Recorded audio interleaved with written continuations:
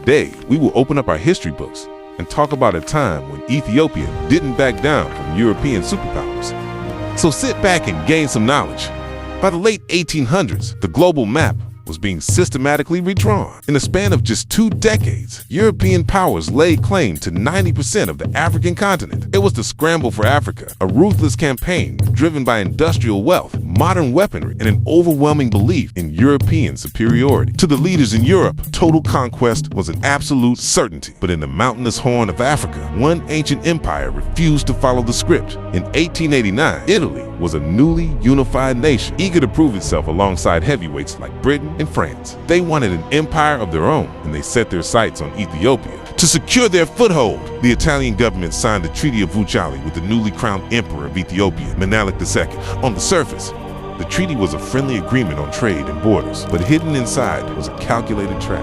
Article 17 of the treaty was written in 2 languages, Italian and Amharic. In the Amharic text signed by Emperor Menelik, Article 17 stated that Ethiopia could use the Italian government to conduct foreign diplomacy with other European powers if it chose to. It was an optional diplomatic bridge. But in the Italian version, one critical word was changed. The Italian text stated that Ethiopia must conduct all foreign affairs through Rome. With the stroke of a pen, Italy claimed Ethiopia was no longer a sovereign nation, but an Italian protectorate. When European powers began writing letters to Menelik, treating him as an Italian subordinate, the emperor realized he had been deceived. You wish Ethiopia to be represented before the other powers as your protectorate, but this shall never be. And those were the famous words of Empress Taitu Patel of Ethiopia.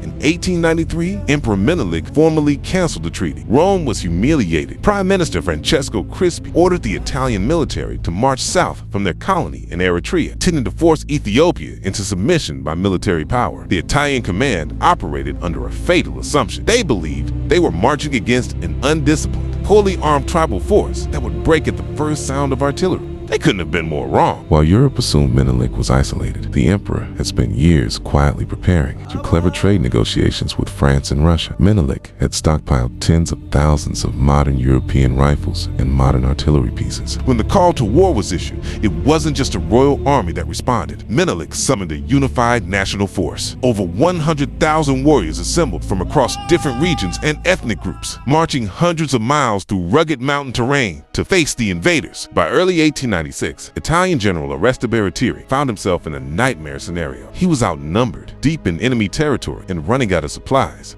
On the night of February 29, 1896, under pressure from politicians in Rome demanding a swift victory, General Baratieri made his move. He ordered 17,000 Italian and African colonial troops to launch a surprise midnight advance through the mountains near the town of Adwa. The plan was to occupy the high ground before dawn and force the Ethiopians into a fatal bottleneck. Then everything went wrong. The Italian maps were hopelessly inaccurate. In the pitch-black darkness and jagged mountain passes, the 3 Italian columns lost contact with one another. Instead of a unified front, the Italian army split into isolated groups miles apart. Empress Taitu and Emperor Menelik immediately seized the initiative, committing their massive force into the gaps. The battle was intense, chaotic, and brutal. The high ground the Italians hoped to secure was already held by Ethiopian marksmen. Menelik's artillery answered the Italian guns with equal precision. One by one, the isolated Italian columns were surrounded. By noon, the Italian retreat turned into an absolute mess. Out of the 17,000 men Italy sent into the mountains, over 5,000 were killed, thousands were captured, and the remaining army shattered completely. The news sent shockwaves across the globe. In Rome, public outrage was immediate. Riots broke out in major cities. Citizens chanted anti-war slogans, and Prime Minister Crispi was forced to resign in disgrace. In October 1896, Italy signed the Treaty of Addis Ababa. They officially canceled the Treaty of Wuchale, paid massive war reparations, and unreservedly recognized the absolute independence of Ethiopia.